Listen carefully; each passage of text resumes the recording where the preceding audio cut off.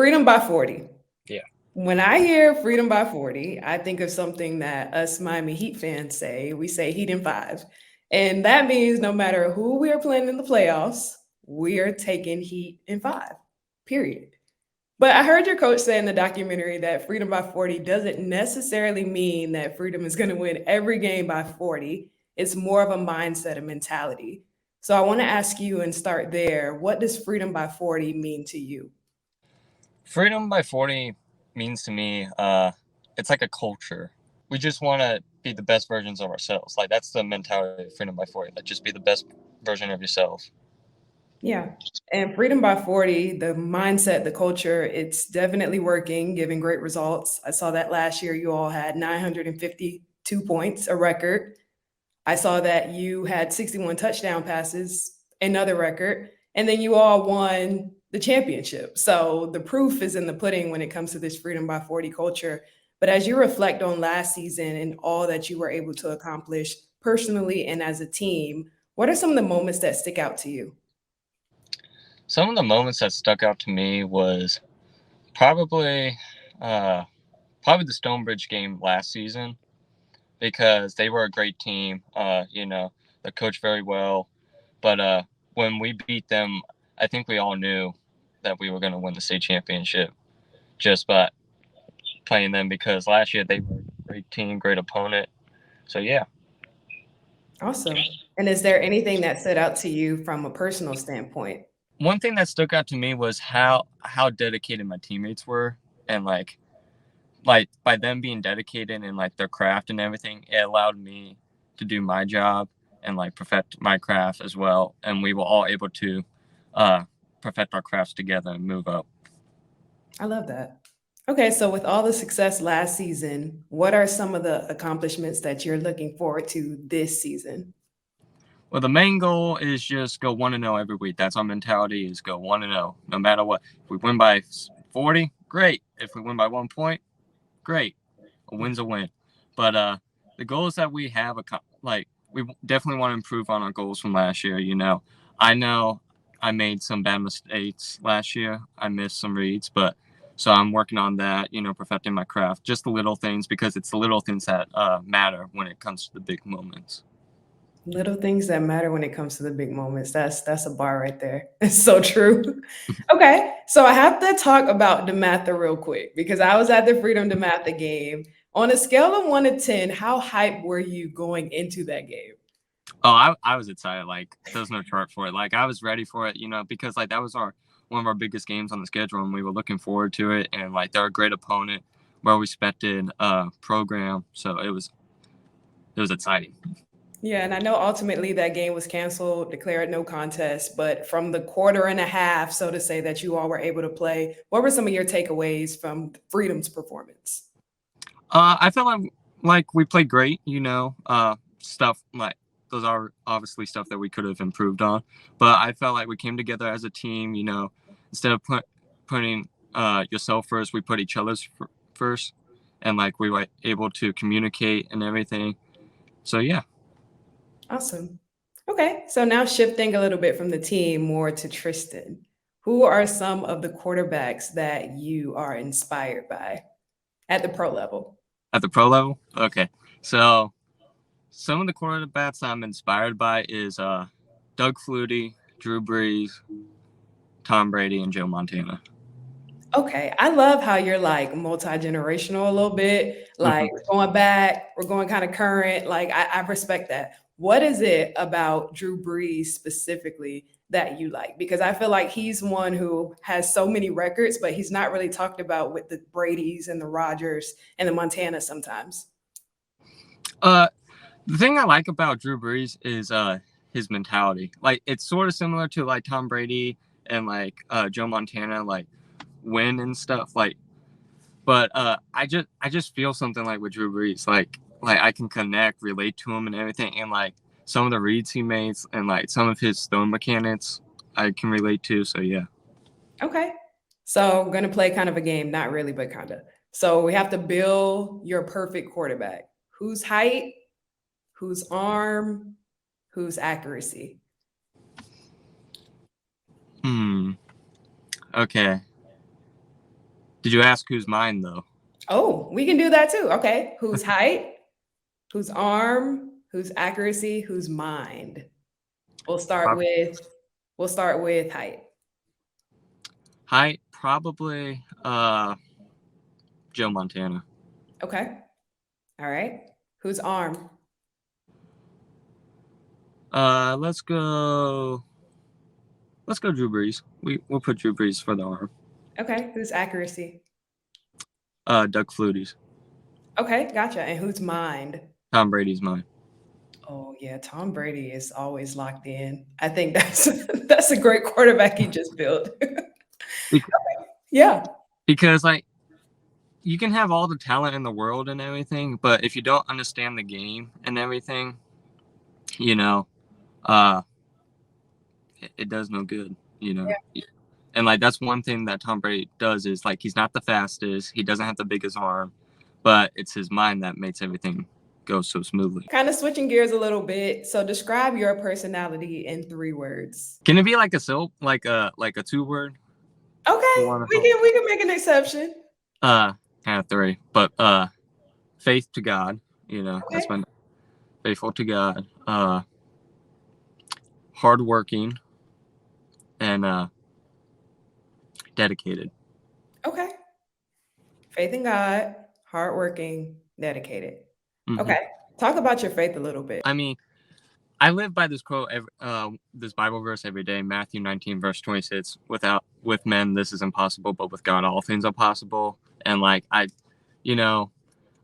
faith with God and everything, it's just amazing, you know, because like with him, I know I can conquer anything, any challenge he throws at me, any challenge he gives with me, as long as I know he's with me, I can conquer anything. Yeah. Have you had to recently overcome any challenges that really stand out to you where you leaned into that scripture? I guess last year everybody was talking about my height, you know, like they thought I was too short, too small, too little basically. And you know, I just thought of David versus Goliath when David slung this rock at Goliath and Goliath fell, you know. So like that was kind of like how I thought of it, like, okay, I gotta prove everybody wrong, and I know God's here to help me with it. And the proof again is in the pudding. Like you've shown that you can be a great quarterback. You are a great quarterback. You can lead a team, and your team really rallies around you as well as your coaches. So that's awesome. Okay, another question. What's one food you cannot live without? One food I cannot live without? Probably mashed potatoes. Mashed potatoes. Yeah, mashed potatoes are my favorite food. Like I can eat a whole bucket of mashed potatoes, like just sitting on the couch, you know, just Bob Evans mashed potatoes, just Yeah. Okay, so do you cook the mashed potatoes too? Yeah, I cook them. Okay. Do you cook other things? I cook steak, hamburgers, Chef spaghetti. Tristan? Yeah. Well, I help out with my parents because my dad works and everything, so sometimes I have to cook, and like when my mom doesn't feel well, I cook. So yeah. Yeah. Okay. So mashed potatoes, steak, maybe some broccoli, got a whole little meal going. Yeah. Okay. I'm here for that. What is your pregame song? My pregame song? Just one? Okay, give me a couple. Okay. This is hard because like I have because like our games aren't until 7, so like I listen to my like 5-hour playlist before the games, and like I like This all 5-hour playlist. Yeah, Okay. I like all these songs, but probably Confidence. That's by trying to think of the band name, but it talks about God and faith and everything, and like so yeah, I like Hall of Fame by The Scripts. Okay. I like Diet King. Okay. King. I'm gonna go And listen to these songs and report okay. back. Okay. Because I want to get hyped. Like I need some workout music. So like So Confidence and Hall of Fame are kind of like, okay, getting my mindset ready, okay. like calm down, you know, getting everything. And then like Diet King, what else?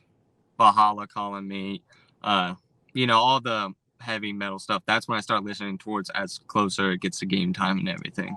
Oh, so you're a heavy metal guy. Yeah, so like Metallica, Okay. AC/DC, Now I'm envisioning you just like rocking out before the game, just super hype. Yeah. Okay, gotcha. Are you a dancer? Are you like with the moves and the TikToks or no? I don't dance to that. I do line dancing. So Okay. like, I like country music, so I line dance. But other than that, no. Okay, so another question. What is your favorite thing to do outside of football, like a hobby? I got a couple. So I like watching the History Channel.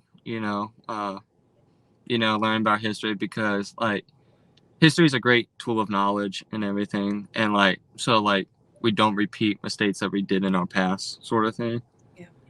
And I like hunting. I like fishing. Uh, of course, I like watching the football channel. Watching uh, life stories of like Pat Tillman, Drew Brees. All of them. So yeah. Yeah. So it sounds like you're really into like history and just knowledge and education and things of that nature. hmm Okay, nice. So when it comes to watching football, when you do watch football, who are the teams that you root for or the team that you root for? So my family's from Cleveland, so Okay. I'm a Browns fan. That's okay. It's Yeah. justified. They're from Cleveland. Okay, So, yeah. got it. So any other sports outside of football? Do you watch basketball, soccer, baseball?